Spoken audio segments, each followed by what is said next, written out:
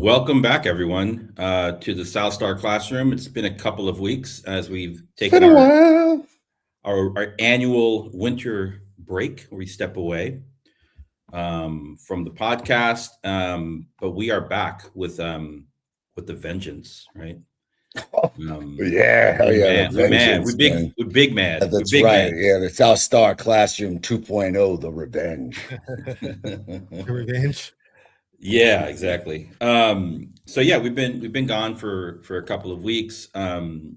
Today we're going to be talking about some current events. It's kind of hard not to address the big elephant in the room, but we'll get into that in a second. Hey, Wanted to.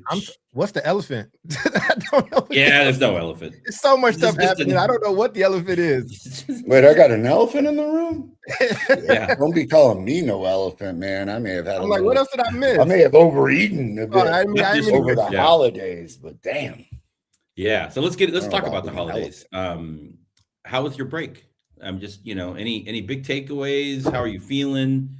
Anything that you did that was like spectacular, or do you just sit at home and just kind of like lounge? What's the deal?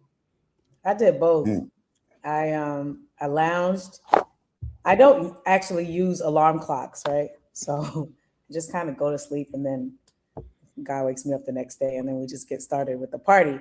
So, but I still have this awareness that like I probably should be getting up now. But over the past 2 weeks, didn't matter because I didn't have to go anywhere. So I did some lounging and all of that, all the things I love to do. And I went to see my family in Brooklyn. My siblings were leads in this musical at St. John's University. And I got to see them live and direct, singing their hearts out. It was fantastic. So I had the best of both worlds this break. So happy New Year. Yeah, your hair looks great. Your camera looks great. Oh, yeah. I'm an official glasses wearer now. Yeah. You got a whole new thing going on. I like it. Yeah. I just want to know, does anybody study for their eye test? Because I was studying for my eye test. You said study for your eye test? That's what I said. Yes, I went online. I was like, it's going to be one of these things. And I just need, the overachiever in me needs to pass. And so I think the overachiever needs to see. Right. But I will say, I mean, I didn't pass that like I did in years past, but I had 25/20 in one eyeball and 20/30 in one eyeball, which they say is not that bad. I was gunning for 20/20, 20/10 even if I could, but Wait, hold on. You were going to cheat on your eye exam? Now you're using the language that my family used, which is it's a tad bit offensive because I told them it was not cheating, it was preparation. Preparation. It's gonna be one of these tests. When my mom pops in, she can verify. She also said I was cheating, and I didn't really appreciate that. Man, I got some preparation. Welcome back, Bill. I got yes, welcome, Bill and Crystal, who hasn't seen us in over a year. Thank you, Crystal. Welcome back. Bill. Welcome. It's because I came back to Facebook. I guess when I left Facebook, I left an audience. I'm sorry. I'm back. All right. Charles and or Omar. Omar. Let me get out the way because Omar's is gonna be like wholesome. He's gonna cook. His is gonna be wholesome. I got to sleep. I was coming off of travel. I just wanted to rest. I did not want to have to be bothered with anything or anybody for the holidays, but I did have family came a few days after the holidays. So like the second and third, I watched Nuremberg, which was that was a good movie. I watched a lot of movies, but Nuremberg is probably relevant to today's topic. But it's interesting that I'd watched that and then all this stuff had happened. But yeah, I had a decent time. That's all for me. What about you, O? I'll check that out, man. There was a lot going on over the holidays, a lot. So my sister and brother-in-law have bought in a condo in Telluride. So Telluride, Colorado, Southern Colorado, got to go down there. Interestingly enough, they're on strike. So another fascinating topic, the ski patrol is on strike, essentially arguing for a living wage with the owner of the ski resort. And I mean, this is just the capitalist times we live in. Everyone's pissed off because what they found out was that in one day, literally one day of profits from opening up the ski resort would pay for the multi-year increase in wages for the entirety of that staff, meaning not just 1 year, the several, like the 3-5 years that they were bargaining for, one day of profits, and this guy's still holding out. Just that was fascinating because we got to be on the streets and saw them protesting and striking, not something that one sees every single day, particularly for a small community. Did they have their strike signs attached to ski poles? Were they doing that? You know, I wish that that was the case. They were holding up some big ass banners so that the whole town could see. And mostly the town is behind it. It's not an unnecessary or not an unnecessary like a stringent request.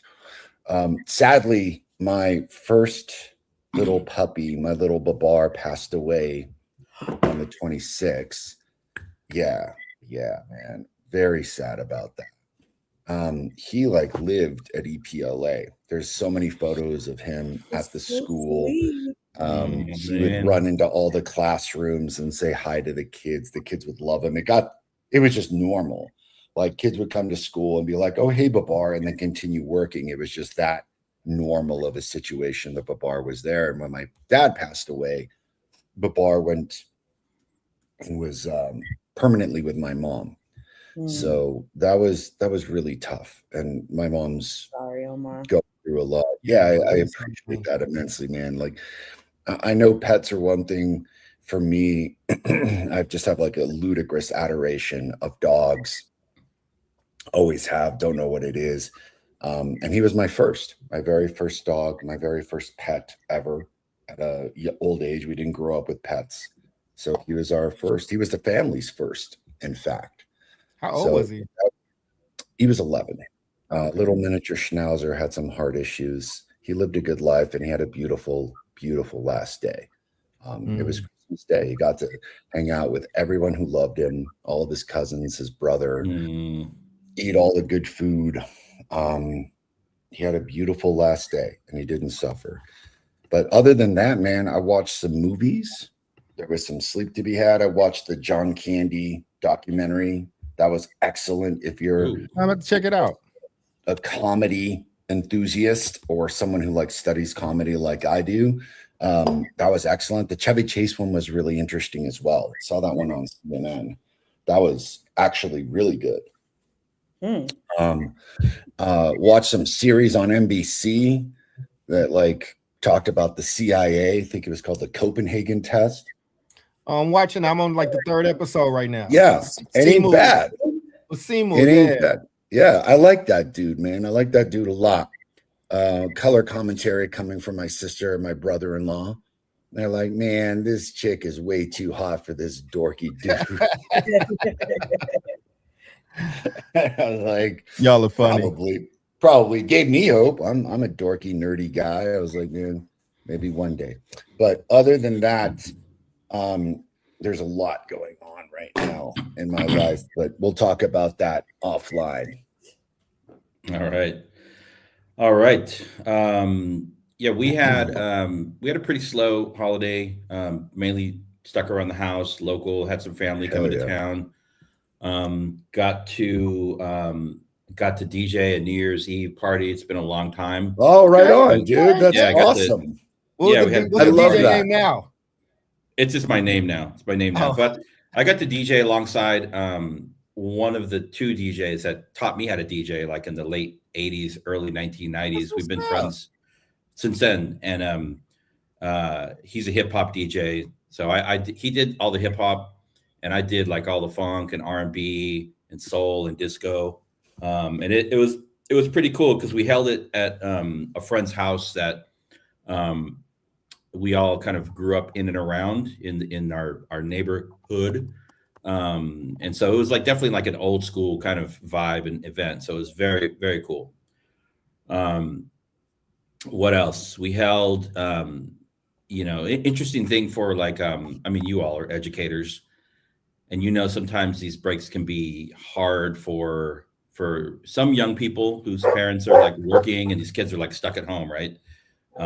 You know, and it can be challenging for them. So we decided to hold a kind of a winter party at our home for the kids in the band program in my son's school. We're like only kids, no parents. You know, they watched movies, they played around, they went in the pool, they went in the hot tub. They just had a fun time for like 4 hours, right? And it was like probably had about 15 to 20 kids here. And it was really cool. I mean, we didn't have to intervene once. They all kind of like managed their own behavior and dynamics. But you know, some of the kids, you know, told us as we were ending the night, you know, she's like, one of the girls was like, thank you so much for the invite. And we had to go pick her up because she couldn't get a ride. So we picked her up. She says, I've been at home for like the whole first week and just like doom scrolling. And, you know, like, it's really good to get out and like connect with my people, you know? And so, so there was that learning. And then one of the other kids was really cute. He comes from a particular background, kind of more conservative. I was like, hey, did you have fun? And he says, well, yeah, this is my first ever party that I've gone to as a person. I was like, all right, dude, there you go. You know? So just, you know, it felt good to like open up the house to the young people just so they could kind of like just interact with one another, you know, and be kids, yeah. Man. That's important. What else happened? Spent about half of the day today on the phone with Verizon. I had to go for a run and lift weights before this because I felt like I was going to rip somebody's head off. So I feel better now. It's unbelievable. I won't even go into it. It's unbelievable. I'm yelling at people. I'm like, I don't care where you're at, man. I'm gonna come to India right now, you know. Just out of control, you know. Oh, yeah. Unbelievable.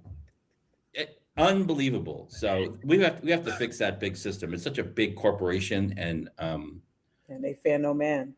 It's terrible. It's absolutely terrible. But anyways, that's over with. Shall we get into the topic? Yes. Yes. All right. We are ready. Okay. So, you know, as Omar and others have spoken about, there's been a lot going on, like in the news, obviously.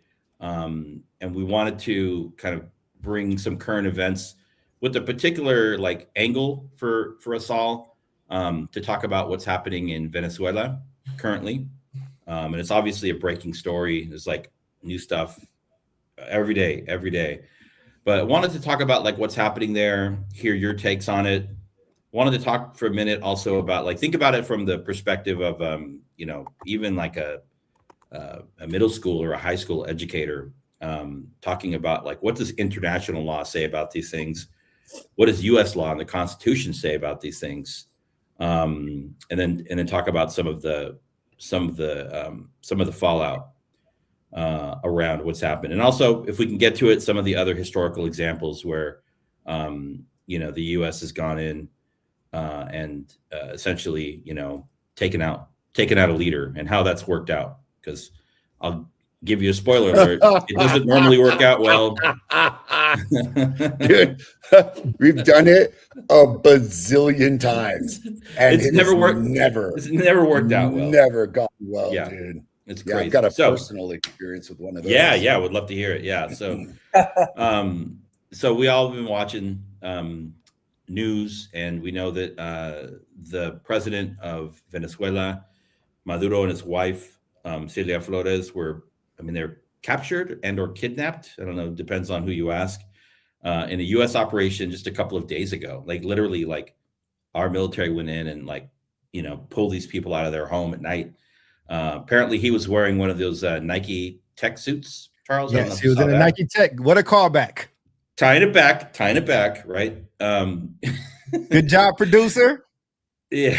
And so, and they were flown, you know, they were taken to a ship and then flown out. And they're in New York now, apparently in the same jail in New York where Epstein was, where El Chapo is, where what's the guy from the guy that killed the medical executive? Oh yeah, Luigi.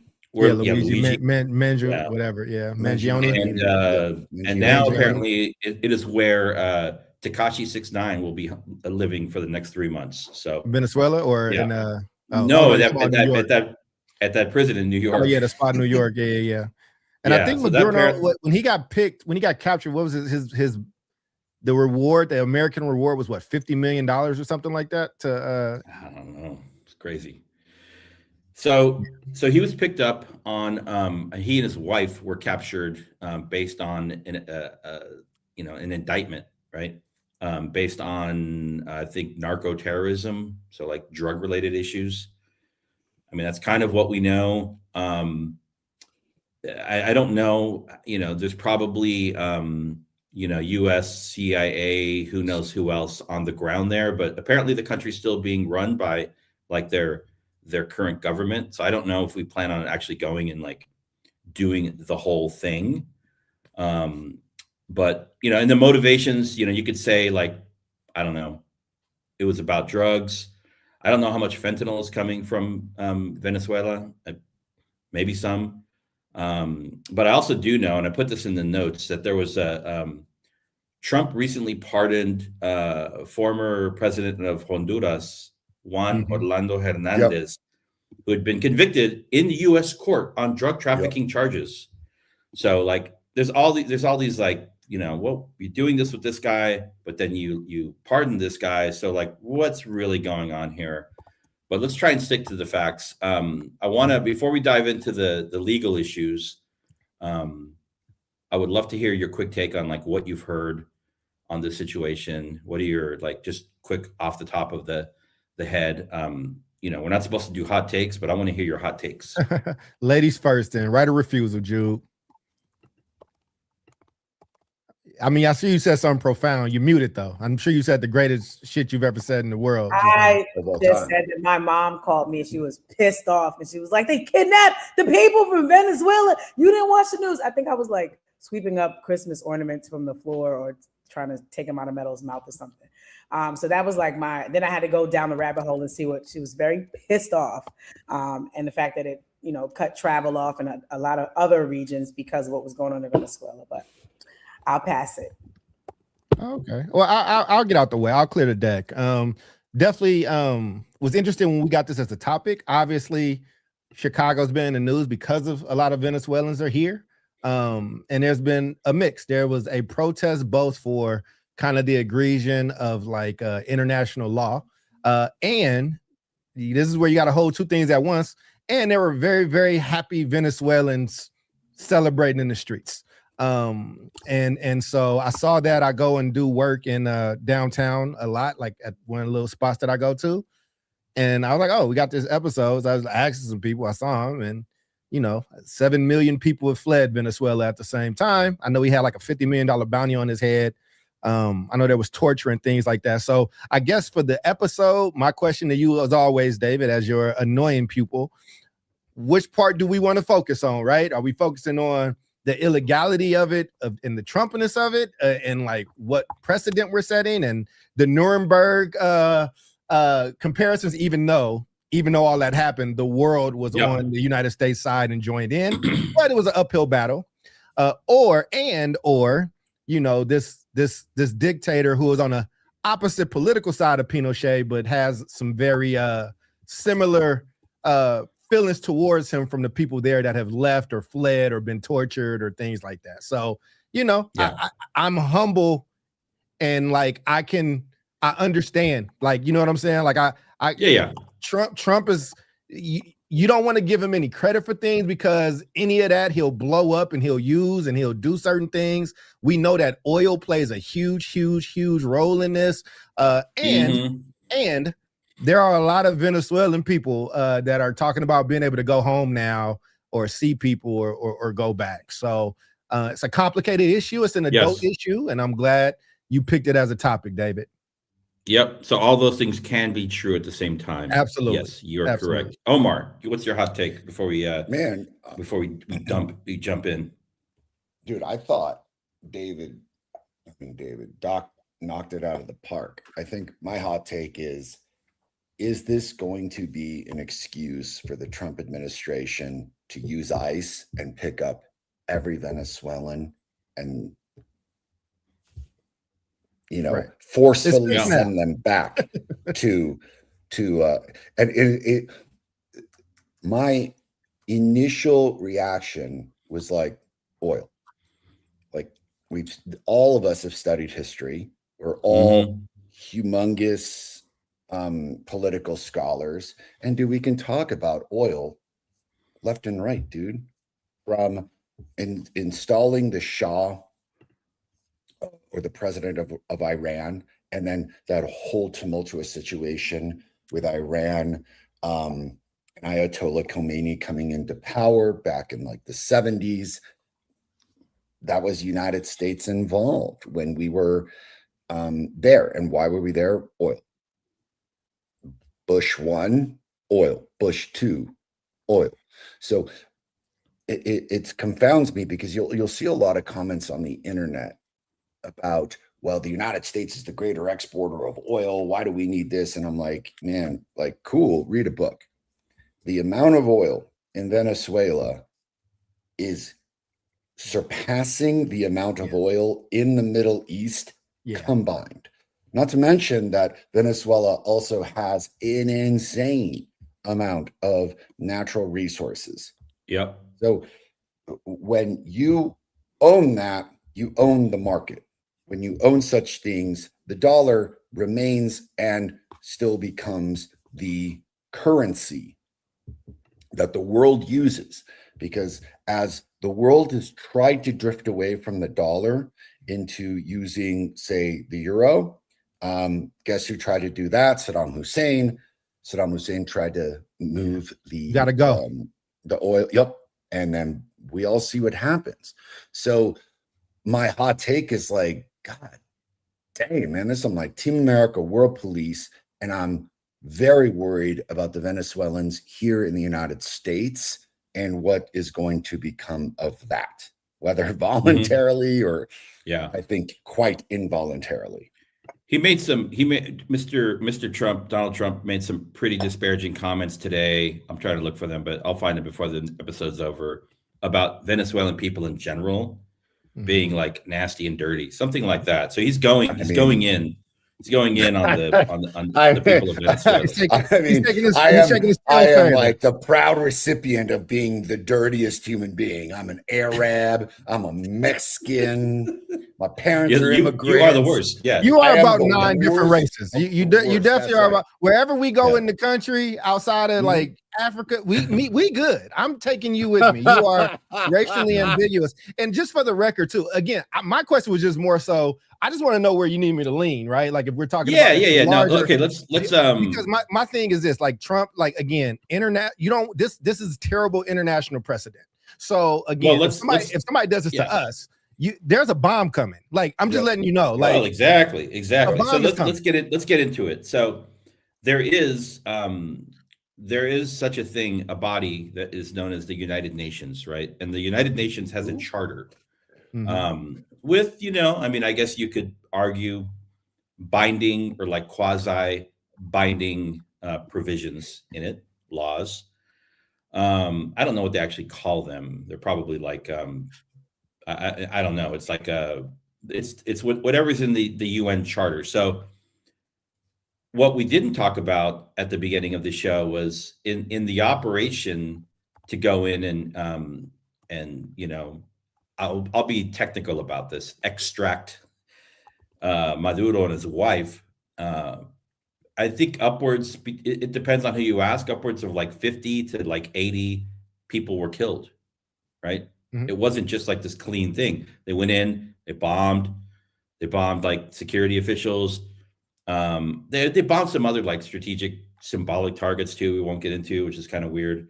But, people died. People lost their lives. Innocent people lost their lives. And so let's look at the United Nations Charter.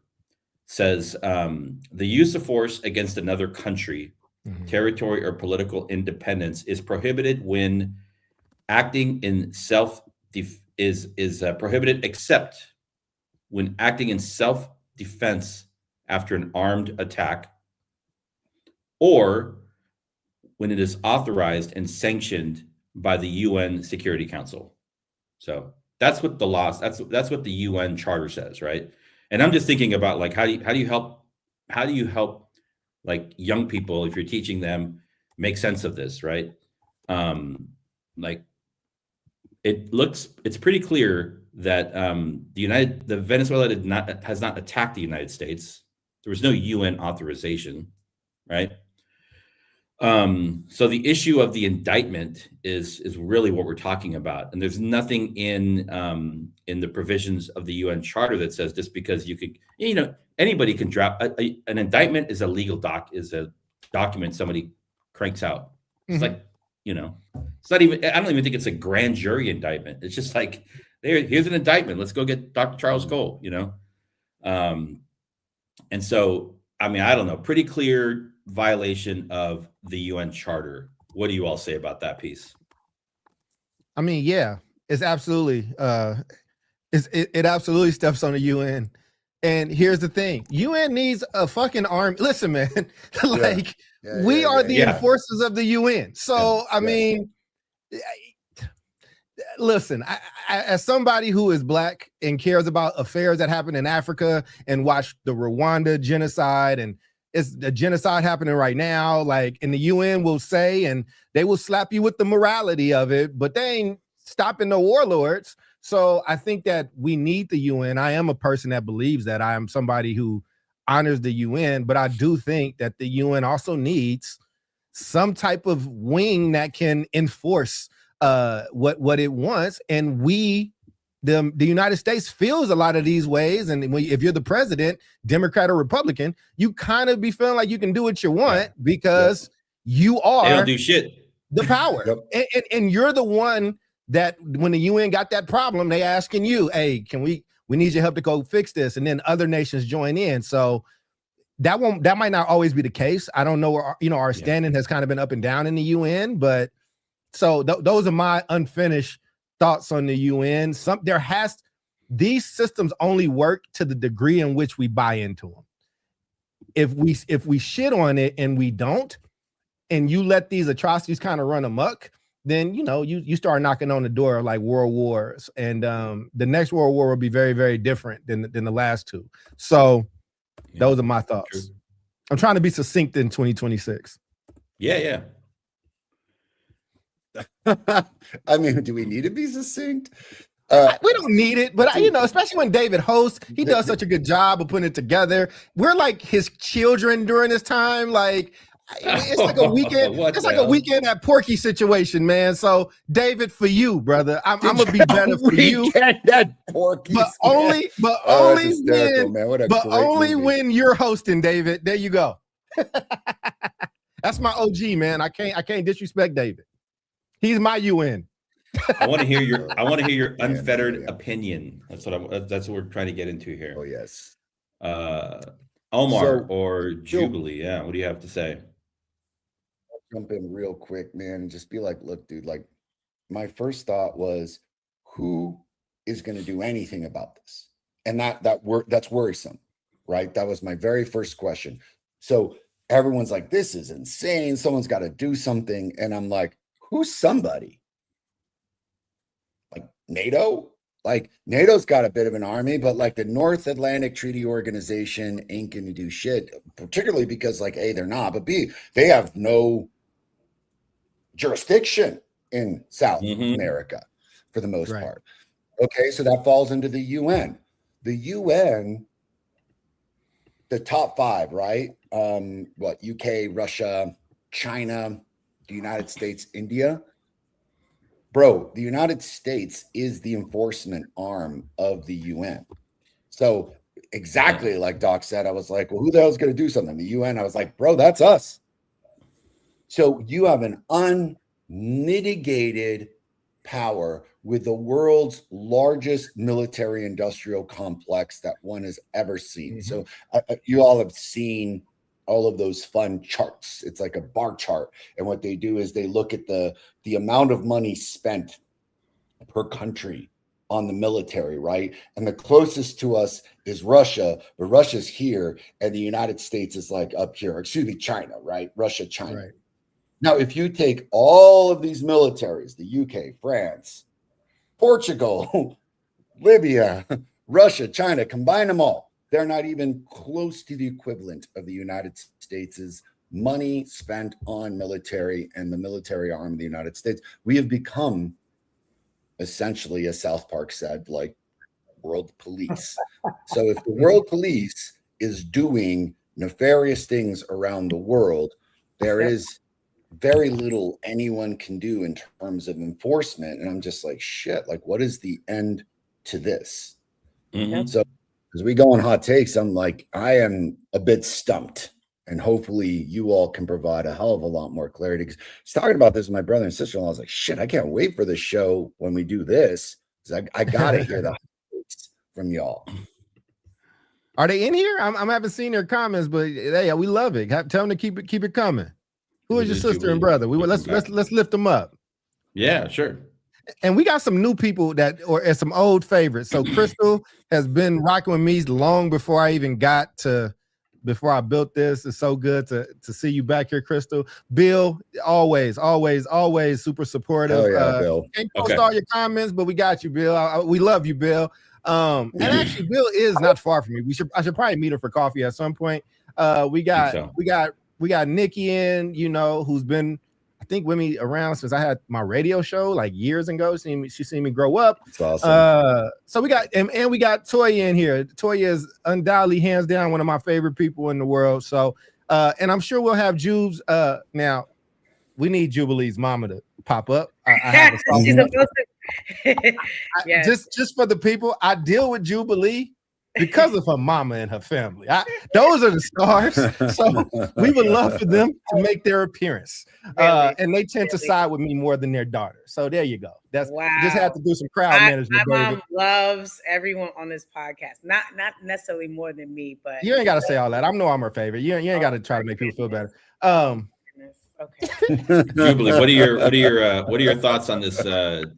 Potential violation of international law. It's just, my first thought was kind of similar to Omar's, like, who's on the freaking wall? You know that movie? Yeah. What was the movie?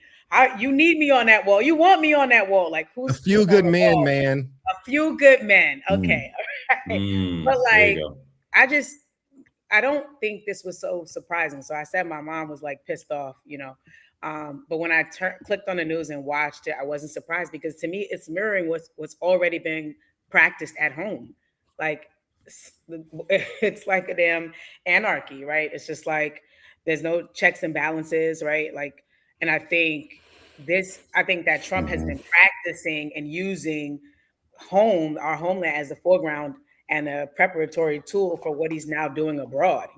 Notice he didn't do this a month into his administration, just warm the people up, right? Help the people get used to being silent. Help the people no longer really, think that they can push back, right? Unleash ICE, try to dismantle this and dismantle that, and then go abroad and try to, enact the things that he believes should happen there.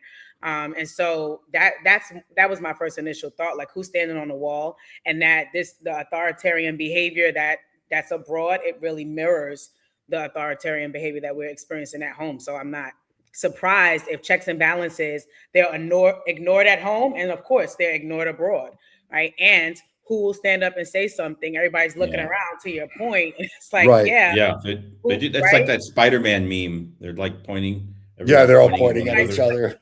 Yeah, exactly. So I'm like, these things don't just collapse overnight, right? It erodes because institutions, their backbones disappear, right? And we have seen spinelessness. We have seen people literally not vote right. Like, whatever is right on being on the side of right? They vote the opposite. They say nothing. They allow this man to get up there and do all the things, and don't provide any level of resistance, And so I think people say, well, people are afraid or whatever the case may be, but silence, it's not neutral. You make a claim when you're silent. It's a decision that people are making to be silent, to not push back. And therefore the power is being enacted, and it's being enacted against the least of them, or those that are not able to, fight for themselves. Yep. So I think go ahead. I mean, I didn't include this in the notes, but if we look at like one of the most powerful tools that the U.S. has to exercise against, countries or regimes that we are challenged by, or we're trying to like modify their behavior, it's sanctions, right? And so there are already sanctions in place against Venezuela that are just essentially like hurting the people. That's what happens in these situations. Yeah. There are sanctions in place against Cuba, which essentially are just hurting the people. They're not hurting the government, maybe impacting the legitimacy of those governments, but this whole concept of the sanction, I think, makes people feel good, but in the end, what it ends up doing is just hurting common people, right? People that have already lacked resources, and then you apply these sanctions, and people just have a harder time like surviving. I mean, not even like living. Just talking about surviving. So yeah, I was wondering, and that was like, already in place there. If the UN would put sanctions on us. I mean, they can try. Look, so exactly the point, right? Yeah. And then don't we have like full veto power over that? That's what I'm saying. Like, you can try. I mean, Dave Chappelle had a skit when he did Black Bush, and he was like, "Oh, sanction me. Oh, that's right. You can't enforce it. I'm the enforcer. So one of the things that this, and don't lose your place, because y'all know me and O are like these. Everybody here likes politics, but we just mentioned the show that is a political thriller that normal people are not gonna like. We shouldn't even have told them that show, Omar. So we have to know it's gonna be boring as shit to other people, right? Like, they don't like care about CIA. So let me just put this out there. I think one of the things is, I think average people should get a little more brushed up on international happenings and what's going on. Because what I have been hearing, and we go on and listen to the fodder, it's like, well, nothing like this ever happened. Only Trump would disrespect the UN and things like that. Every president, especially us as Democrats, 2011, the Libya intervention, we went against NATO and went into Libya and got and did what we did. NATO bombing of Yugoslavia in 1999. The support for Israel and Gaza that the United States did went against what the UN said needed to do when that first happened, and the Rwanda genocide, right? Clinton got annoyed because the UN wouldn't take action and break up the genocide. And so he went in and basically tried to do what just happened here. It's like, well, we'll go in and we'll get the cat. So I think here's the thing. I don't like Trump. Nobody here likes Trump. And so let's dump on that. Let's get that. That's why I was like, yo, I can talk about him and I will. I got a whole piece on that dude and what he's doing. And I don't think this just happens. I do think there's intel that gets there. But also, when we get really offended about this thing and act like we've been offended about breaking UN stuff for a long time, it's like, well, you haven't been reading Reuters or the BBC, right? Like, Thank you. BBC, I was about to say, what are some the really BBC good is sources just like the for our United audience? States are at it again, doing whatever they want to do. The UN reminds me of, and maybe this is just particular to a California thing, Charles, so you can relate to this. It reminds me of like the county offices of education. Absolutely. These big bureaucratic organizations that in the end, they have no power and they don't do shit. They're very polite and they meet and they have their like rituals and their things. And but at the end of the day, like, they really don't do anything. And the power they did have, they got stripped of it. Remember, because if David's school got rejected by Oakland, he could then go to the county. They lost that 3 years ago or whatever, like a while ago. I mean, so let me ask you this, and then we can move on. So New York has a new mayor now. Yes, he does. Sworn in on January 1. And he's I'm wondering, right? Well, I'm wondering if he's going to take any action now to like try and extradite Maduro and his wife from this jail, and send them back. I don't know. Does he have any power as the mayor of New York City, or I guess the federal? Yes. Because it boils down to like, who the hell is going to enforce it when you got the. He said he would have Netanyahu arrested if he showed up at the UN. Yeah. Right? Oh. When he was that he could do, because like if you are in charge of New York City police, great. But then it just all comes down to like then how does the American military get involved? How does Trump get involved? Yeah, How do yeah. pardons Yeah, get crazy. involved? Yeah. And you have this like kind of overriding situation where you start playing the chess game in your head. You're like, oh, this person's going to do this and this person's going to do this. Well, all right, like, then what? The checkmate is always going to end in this situation where, and I want to be clear for a couple things, two things for our audience that I'm going to move aside. One, it is hard to find good international news. Really hard. I like 3 spots. I love Al Jazeera. Granted, I'm also Lebanese, so I care. I like Al Jazeera too. About, I love the BBC. BBC is going to give you some like real insane shit. And my man Doc already talked about. It's pronounced Reuters. R-E-U. I always say routers, but it might be routers. I've heard it a few different. I just say routers. Wow. And like, if you R-E-U-T-E-R-S. some really insane shit, start looking at Vice, because Vice will go into some high level investigative journalism, in-depth reporting. They just did an insane article on what's going on in Los Angeles with these like Gen Z goths. That's a totally different story. Oh, I saw that. Stay away Not from appropriate. right now. Yes, correct. Not appropriate for the show right now. That's one. Those are really good places just to do a deep dive into news that we're not regularly seeing here in the United States, that follows what I would say a very interesting and introspective look at what's going on internationally. And I would arguably say is like objectively, it's an oxymoron, objectively critical, can't be both, but critical in the sense that we don't see that level of critique in the United States.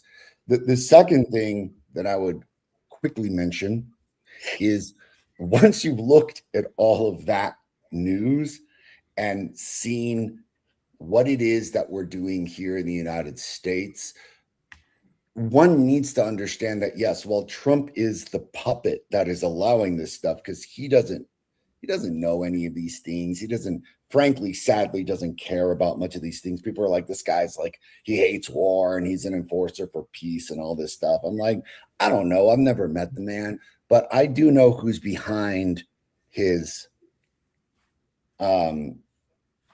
thoughts, behind his theories, behind his actions. And this is the same group that have been dying to get someone like Trump in office since Nixon. You know, this is your like Roger Stones of the world. And look at what their strategies are and their battle plans, because this has been written for decades, ladies and gentlemen. Since Nixon, the idea has been, how do we completely dominate world markets, completely dominate world police, completely dominate, become the authoritarian country that no one will mess with? Because this Venezuela thing isn't just about oil dominance and resource dominance. It is a demonstration of like, what is anyone going to do?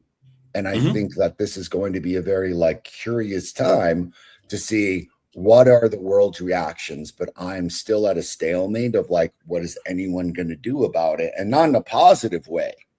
I'd love our audience to be like, man, I got some ideas. I'm talking like, as a student, I could use the word ignorant is a good word for me right now. I don't know what the hell the world is going to do or anyone can do about this. So those two things, ladies and gentlemen, who's pulling the strings and where are you going to get some good ass news? And they're talking, I mean, they're talking already. I mean, you've seen it. Greenland is back on the table. You know that fucking Greenland, dude. Really? Jesus. Yes, dude. Yes. Dang, they're back dude. on the table. Why do we want to conquer? Because it's land, man. Why can't we because let it's land and it comes with resources, and you get to say, I know. We're imperialists. I personally think the next domino to fall might be Cuba, right? Very vulnerable country. Hell yeah, dude. I was wondering if you were going to say that. That was exactly the next thing I was going to say. Vulnerable. Yeah. And so what like whatever happens in Venezuela, it's going to impact what is already an incredibly like struggling country of Cuba. People there are struggling right now. It's always been, you know, bad, but it's really bad right now if anybody's paying attention. just in terms of access to food, you know, and people's quality of life. It's really a dark time there now. And just a I'm- quick insert on I'm that worried one. about that. If anyone wants to know what the United States had planned for Cuba, what they really want to do for Cuba, you don't need to look any further than watching The Godfather 2. And if you're like, what? Yeah. Really? No, man. As a That's a great reference. A student of history, I know it was you, cross-referenced Fredo. You broke my heart. everything. Broke my heart, Fredo. You broke my I'm heart. smart, Michael. I could do things. Watch that movie. It'll tell you exactly what the United States had planned for Cuba. And I am wondering, David, now that you brought it up, I was like, shit, is that what they have? I wonder if they're going to follow through with that plan. A whole country that's Las Vegas, we'll see. essentially. We'll see. Except with no laws. Jubilee, you've been writing stuff down. You've been taking notes. So, Yes. yeah. I got to get out of the way. No, Jude got this. Go ahead, Jude. Full screen. Take it away. I mean, you know, this is the haves and the have-nots all over again. Your hair looks beautiful. There you go. We got you. Thank you so much. I'm just over here thinking about the double standards, the double standards in justice, right? And it's like it's pardons for the powerful, punishments for the marginalized. There was a piece that David put in the write-up that I was looking at, and I actually wanted to hear more about that because there's this guy Maduro. I was reading the indictment. It is a grand jury indictment, and they got all 5011 charges on it. But there was another person that you were saying was pardoned that did the same thing. So I kind of want you to speak to that a little bit. But again, none of this is surprising. We see this here in the United States of America every single day. So it is not surprising. So can you just speak to that piece? The comparison between the leader, Maduro. Yeah.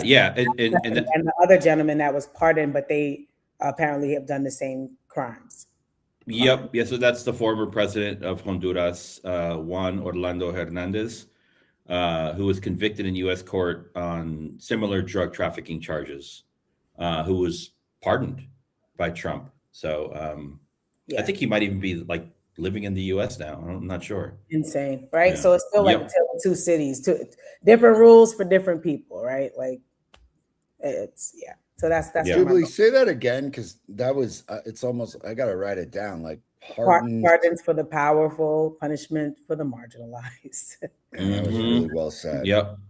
Yeah, I think, and I mean, and I like these topics, man. I feel like you know it's tough in an hour with 4 people, right? But I think it makes me think about so for the people that don't know what Nuremberg is, after World War ended, after World War II. Yep. After homie died, after homie offed himself, his generals got collected, and a United States justice wanted to try them on not on American soil, but wanted to try them.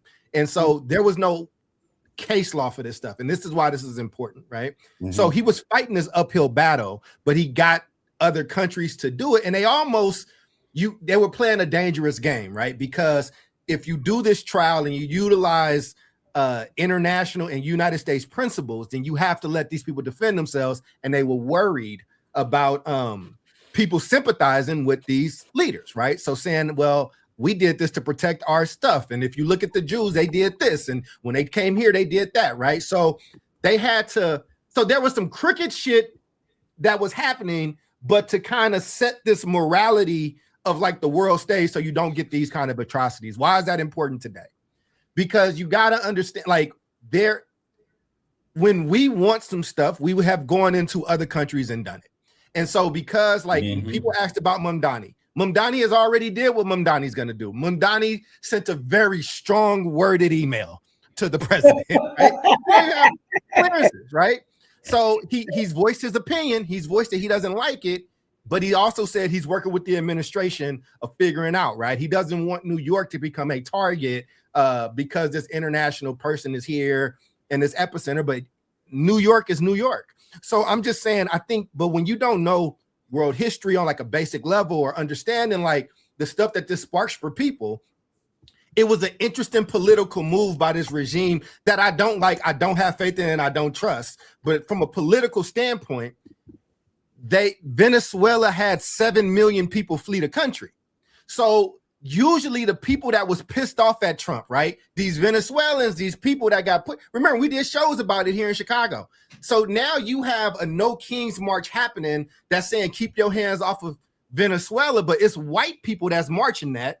And now you got these Venezuelans that were on that side that's like, hey, you don't know what the fuck you talking about. Like this dude is like, it's the same way if you meet a Cuban in Florida and you ask them how they feel about it. You're like, great. And you're like, oh shit, like I like exactly. Cuban. They like, I want to go home and I can't go home.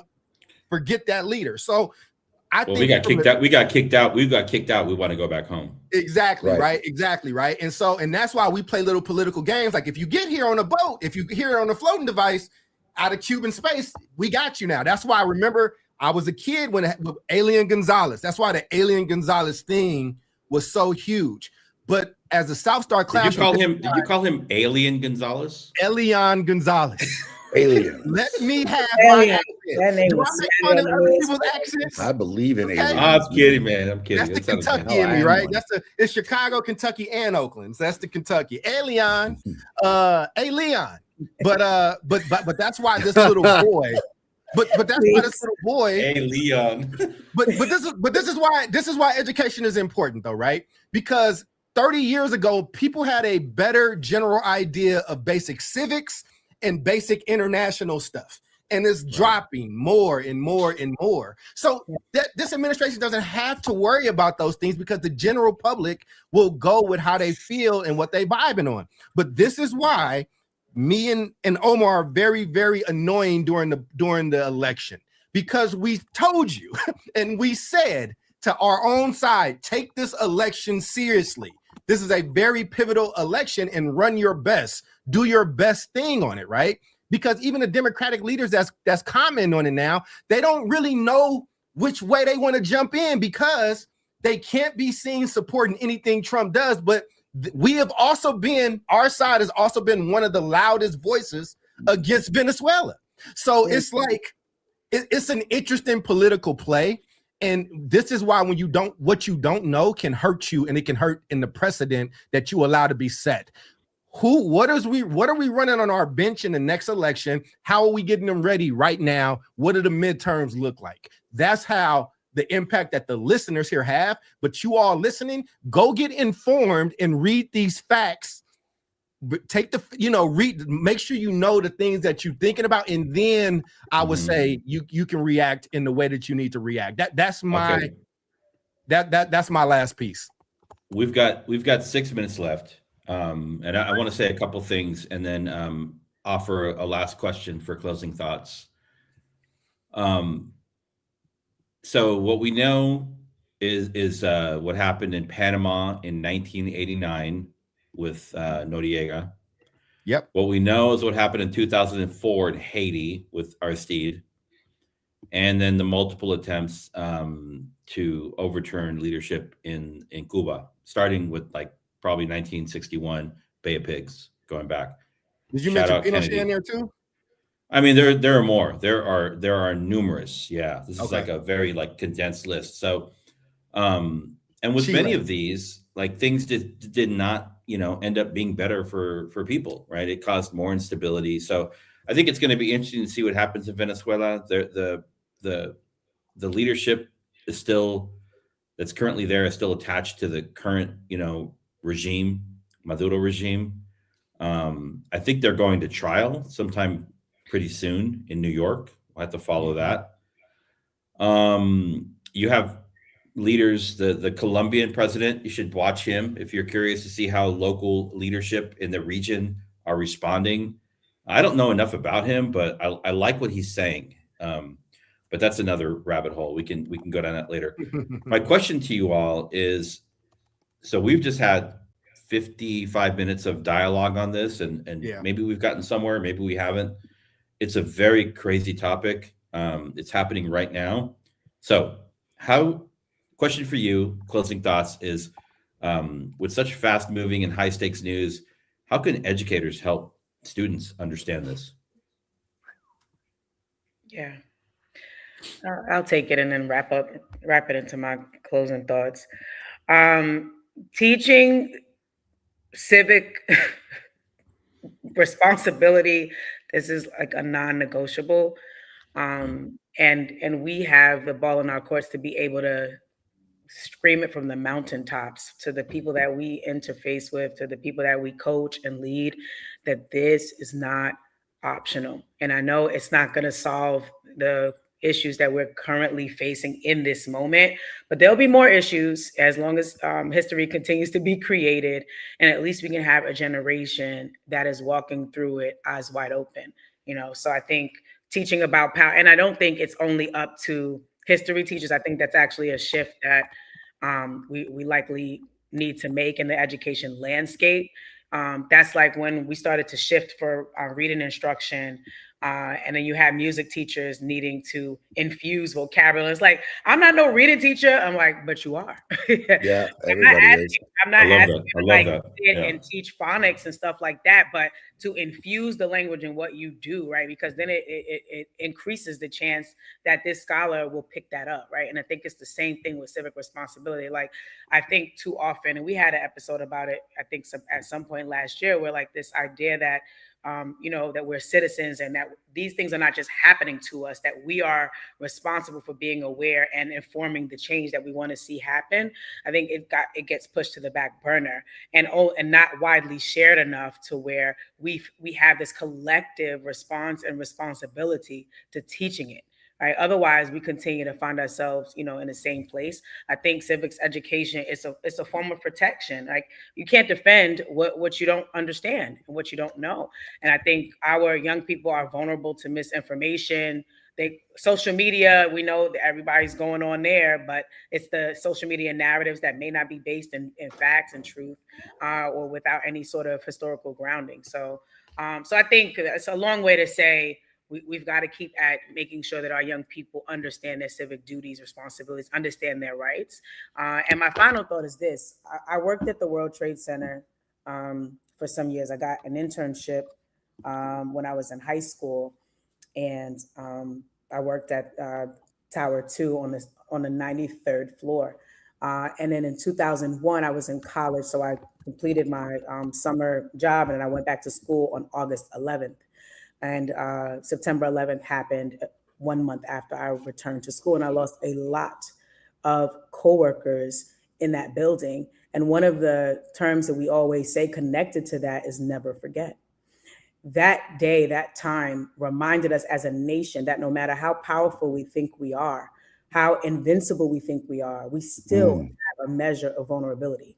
And when we go over to these countries and we snatch these people, right, and we think that there is no sort of retribution, I think we're sadly mistaken. Now, I'm not saying, gloom and doom. All I'm saying is we've always got to watch our back. And I think we should be careful as a nation what kind of international things that we engage in, because we are putting our nation at risk. And you have this man and his wife sitting here, right? We are at risk. We might be a superpower, whatever the rest of the world considers us to be, but we're always going to have a level of vulnerability because we are one of the greatest nations in the world, and we should be careful with that. And if we truly did not forget what happened on 9/11, then maybe this government would make different decisions as to how they go about their day-to-day actions, both home and abroad. Final thought. Yeah. Real quick, I loved teaching cause and effect. So yes, as a history teacher, I love teaching 3 basic components in history that I think is critical for any subject matter, regardless of it being social studies or not. One is just simply cause and effect. So when I was teaching students, this is even my 7th graders way back, they were like, 9/11, how did this even happen? And they had no idea that the United States trained Osama bin Laden. Like, that was like, holy crap, like, what? Like, that was news to them, to their parents, to everybody else. And I was like, yes, like, this was our attempt back in the 1980s of training Afghans to thwart Soviet presence. So that cause and effect is something that they really, really took and then said, okay, let's work backwards. this happened. Where are the other circumstances that this has happened? And then what has occurred as a result? So we could point to El Salvador, Chile. I lived in Chile. So my parents were, my host parents were Pinochetistas. They were supporters and asked a lot of questions and listened. And they were extreme supporters because they were like, well, those socialists deserve to die and we have a better economy. I'm like, holy shit. So the second, I think, is critical is perspective. We look at things from the United States perspective. Start thinking about what the perspective is of the Middle East, of Europe, of Venezuelans. Ask good questions, trying to understand their perspective before jumping into conclusions. But I think the third component is being extremely critical of the news in the United States. Mm-hmm. So my students read a lot of books that were, I think, exposing how deeply censored our news is and how deeply skewed our news is. And part of that exercise was like, go look at news somewhere else. So that goes back to number 2. Some of this was learning the strategies and tricks of our United States media system to then understand, okay, well, this is their perspective. This is how they're going to lean towards it. This is why they're saying it. Who owns that company? What do they have to earn from it? Who's pulling those strings behind it? And, you know, right now it's crazy because, like, shit, man, like news is going to be owned by like 2 people pretty soon. Like Jeff Bezos and whoever just bought CBS. Whoever those billionaires Barry White. Oh no, that was an African-American artist. Barry Weiss. Yes. I'm sorry. Yeah. Weiss. Weiss. I don't think Barry owns it. Yeah, she's the head. Barry now, right? is in charge of the news. Yeah, she's the head now. The billionaire who bought it gave it to Barry for her to run. So those are kind of 3 things that I'd love. I think any of us to do, not just in schools, but I think as human beings, is like, what is the cause and effect? What is the perspective? And then ultimately picking apart news, critical thinking, and understanding who's pulling the strings behind that. I agree. And I did have my final thought, but there was a new question there, David. So I want to, because you said, what should educators do? I think we need to get scholars back into education. And I think your head of your history department needs to be a history junkie. Yes. Because in this world, the best way to still predict the future is by understanding the past. That's right. And that's why every time we have these conversations about Trump, I am like, yeah, Trump is wild and he's not the first and he won't be the last. This thing that's happened over there, this is not the first and it won't be the last, but we're reacting to it as if it is. And it's a signal to those in charge that these people, we can do whatever we need to do and clear it up because they don't know. That's why, and never forget, we use it in 9/11, but that's Holocaust, baby. We never forget. Like, we will never, ever forget. We never let anybody forget. Because let me also say this for the people that's listening. I don't think people get his perspective. If my family was enslaved, if I was a slave, and then because you wanted oil, you came in and stole oil, but you killed my slave master, and I can take all this over now, or I can be free of that person. I don't give a fuck why you did it. I don't care. You know what I'm saying? And I think that we got to understand. And like, so I get nervous. Like, I love what Jubilee said, but I love it because she said it and because I know Jubilee and I know her heart. But I am nervous anytime I hear that a teacher is going to attempt to teach morality, because I live in Illinois, where outside of Chicago, it is not very liberal. I lived in Kentucky, where Kentucky is. So now it's whose morality? And a lot of people don't live in truly purple places, right? Where you in the same school building and you got these strong things. So stick to the facts, stick to the things that people need to know. Mm-hmm. And I think that is where we have to start. We're trying to get fancy and do dunks before we can make wide open layups. And I think it's showing. Boom. That's a good ass metaphor. That is a great metaphor. Wow. Charles, and I'm not going to attempt to follow up or lay up on your metaphor. I said you gotta take us home, David. You got to say hi to mommy. She popped Oh, in. hey, I see her. You know, she said hi to me. Happy New Year's, Mama Jube. You know, and Happy New Year. go ahead and We you can love tell you, them Mama all Jube. I'm your favorite. We know it's okay. You know, I love Jube's mama. Don't ever leave, because if you leave, Jube got to go with you. Wow. Random. We love Jubilee. Yeah. All right. I don't have much more to add. I mean, I think today was a good. Well, first off, welcome back, everybody. It's good to see our people back in the chat and the three of you back. Again, like, you know, from time to time, like, we're not going to shy away from these big topics that are happening kind of right in front of our faces. We'll dive in. Sometimes it'll be messy, and we'll always try and connect it to the things that we really care about, you know, education, young people. So I appreciate you all diving into this topic today. We'll be back next week and ongoing. And the one plug I wanted to make, referencing the beginning of the show, where you were all talking about movies and things that you watched over the break. I did get to see the new Dave Chappelle special. Yeah, me too. And so I'm just going to make a plug Super for good. everyone. If you haven't seen it, Please. you go and watch The Unstoppable. Yes. Like soon. Yeah. That was incredible. I mean, like, watch it again. the way that he just like encapsulated everything that's happening in the world right now. And also like his like affinity and his love for like Black people as a Black man. And it's like unforgiving. And I love that. I really love that about him. He's so genuine in that way. So that was a good one. That's what we watched over the break. Yeah, I might watch it again tonight. Actually. Bravo. What a way to end the damn show, David. I love that, man. Well, Hi, people. all right. You want to take us out, or you want me to do it? I got you. So whatever You can take us want. out. Yeah, take us All right, out. man. Well, that's David. Ooh, lazy. Also, just David put together an incredible show.